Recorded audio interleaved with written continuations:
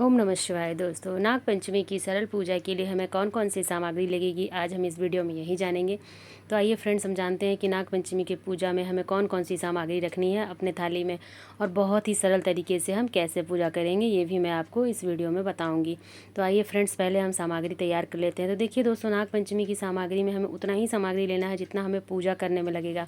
उस सामग्री को बचाकर आप दोबारा पूजा नहीं कर सकते हैं, तो इसलिए हमें उतनी ही सामग्री रखनी है। तो सबसे पहले हम 1 लोटा जल लेंगे। जल में आप गंगा जल जरूर डाल लें। यदि आप नागपंचमी की पूजा सिर्फ नाग देवता के साथ कर रहे हैं या फिर शिवालय जाकर कर रहे हैं, दोनों में ही आपको यही सामग्री लगेगी। फिर हम दूध लेंगे। तो अभिषेक करने के लिए हमें दूध चाहिए होगा, साथ में भोग लगाने के लिए भी हमें दूध चाहिए होता है। इसके साथ साथ ही हम कोई भी सुगंधित फूल ले लेंगे, क्योंकि नाग देवता को सुगंधित चीज़ें बहुत अधिक प्रिय होती हैं। तो आप सुगंधित फूल ले लीजिए, सुगंधित धूप ले लीजिए, बहुत ही खुशबू ऐसा धूप गंध लीजिए, अगरबत्ती ले सकते हैं आप।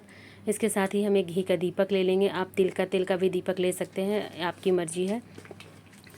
उसके बाद हम वस्त्र स्वरूप कलावस ले लेंगे। तो देखिए, वस्त्र हमें उतना ही लेना है जितना हमको ज़रूरत हो। आप पूरा धागा लेके ना जाएं, थोड़ा सा तोड़ कर रख लें, क्योंकि फिर आप जब पूजा से वापस लेके आएंगे तो उसे दूसरे पूजा में यूज़ करना होता है। तो आप थोड़ा ही लेके जाएं, जितनी आपकी ज़रूरत हो आप उतना ही लेके जाएं। तो वस्त्र समर्पित करने के लिए हमें कलावा चाहिए होगा।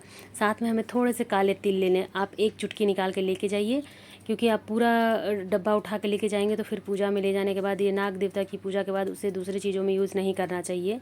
तो आप 1 चुटकी काला तिल ले लीजिए। थोड़ा सा हमें भांग लेना है, शंकर भगवान की पूजा हमें साथ साथ करनी है। तो यदि आप शिवालय जाते हैं तो भांग भी ज़रूर ले लीजिए। घर में भी आप कोशिश कीजिए शंकर भगवान के साथ ही नाग देवता की पूजा करें, क्योंकि उनके गले में रहती है। तो नाग देवता के साथ ही आपको शंकर भगवान के साथ में ही पूजा करना है, तो ज़्यादा अच्छा होगा। फिर हम मिश्री ले लेंगे भोग में समर्पित करने के लिए।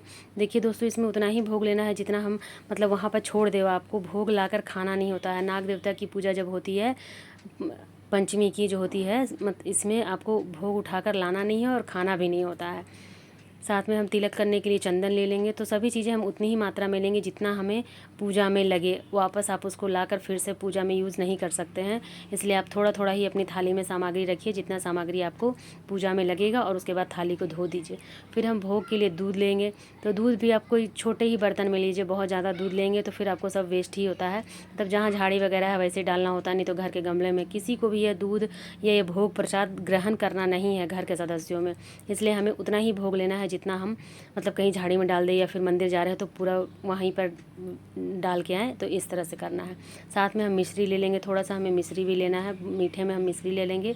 दूध मिश्री का ही भोग लगाया जाता है। धान का लावा मिले तो ठीक है, नहीं मिलता है तो आप इसकी भी कर सकते हैं। केवल मिश्री और दूध का ही आप भोग लगा सकते हैं। माचिस ले लेंगे, हमें दीपक जलाना होगा और धूप जलाना है, तो इसके लिए माचिस ले लेंगे।